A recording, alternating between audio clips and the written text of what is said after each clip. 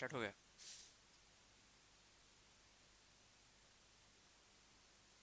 मैं पंडित अमरीश भट्ट आप सभी सम्मानित साहित्य अनुरागियों का अपने चैनल हिंदी निकेतन पर स्वागत करता हूं। आज एक बहुत ही छोटी वीडियो है जो पेड़ पर आधारित है। यानी हम रचनाओं का जो क्रम करेंगे कुछ ऐसा मैं आपसे रचनाएं लेकर के आऊंगा जो एक ही शब्द से मिलते जुलते हुए ऊपर रहेंगे या मिलते जुलते पर आधारित रहेंगे। यानी आज मैं पेड़ की बात कर रहा हूँ। तो कुछ ऐसी रचनाएं जो आपसे पेड़ से रिलेटेड होती, जैसा मैंने लिखा है पेड़ पर आधारित प्रमुख रचनाएं, इसमें 5 रचनाओं को मैं करूंगा कि जो आपको एक नजर में याद हो जाए, यानी आपने देखा और आपको याद हो जाए। तो आइए कुछ पेड़ पर हम देखते हैं क्या है। पेड़ पर आधारित मैं 5 रचनाओं को देखूंगा। यहां पर कौन कौन सी रचनाएं मैं देखूंगा आपको। एक पहली रचना है पेड़ पर जो मैं लिखने चल रहा हूं कि एक दिन बोलेंगे पेड़। क्या है? एक दिन, एक दिन बोलेंगे पेड़, बोलेंगे पेड़। ये आपको बताना है कि ये किसकी रचना है। एक दिन बोलेंगे पेड़, ये किसकी रचना है? ये रचना है राजेश जोशी का। ये रचना किसकी है प्यारे? ये रचना होती है राजेश जोशी जी का, ये रचना है।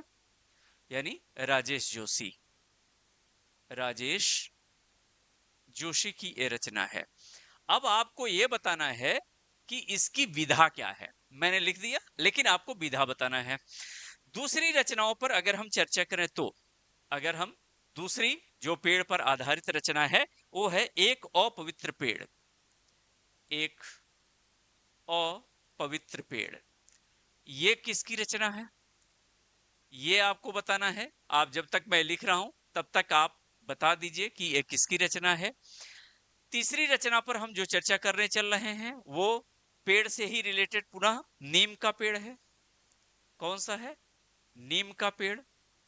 इस पर हम आपसे बात करेंगे। आपको यह भी बताना है ये किसकी रचना है, और ये भी साथ साथ बताना है कि विधा कौन सी है। विधा भी आपको बताना है। बाकी तो मैं आपसे चर्चा करूंगा ही करूंगा। 3 रचना यहां हुई। चौथी रचना पे आते हैं। चौथी रचना हम यहां बात करते हैं। यानी चौथी जो पेड़ पर रचना है आड़ू का पेड़ है। यह आड़ू का पेड़ है।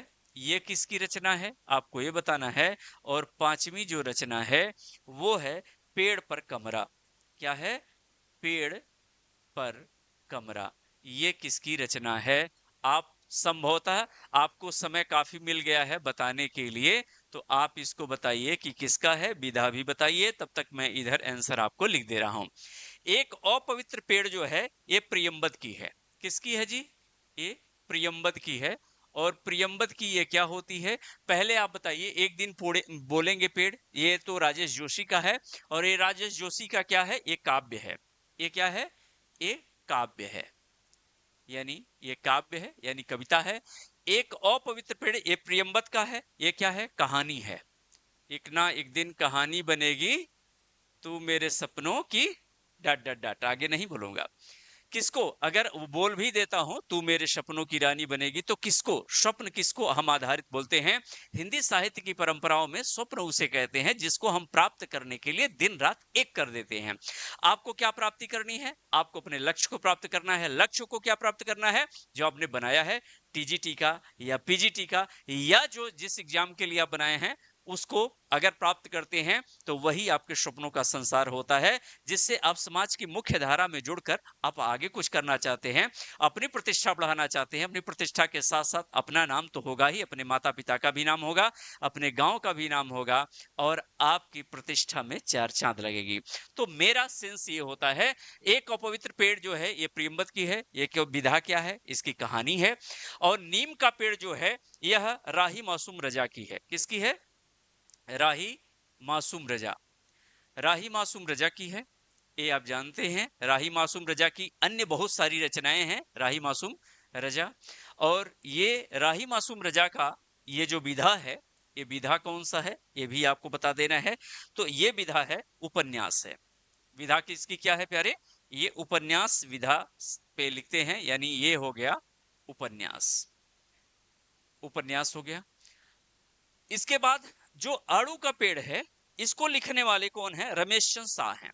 कौन है? रमेश चंद्र शाह हैं। रमेश चंद्र शाह हैं।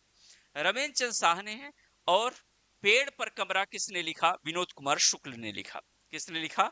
विनोद कुमार शुक्ल ने, यानी विनोद शुक्ल ने लिखा। विनोद शुक्ल ने लिखा। अब आप ये बताइएगा कि यहां पर जो आड़ू का पेड़ है जिसको रमेश चंद्र शाह ने लिखा, ये क्या है? ये निबंध है। ये क्या है प्यारे? ये निबंध है। यानी इसकी विधा क्या है? ये निबंध की विधा है। पेड़ पर कमरा जो है यह कहानी, यानी पुनः क्या है? यह आपकी विधा क्या है? ये कहानी की विधा है।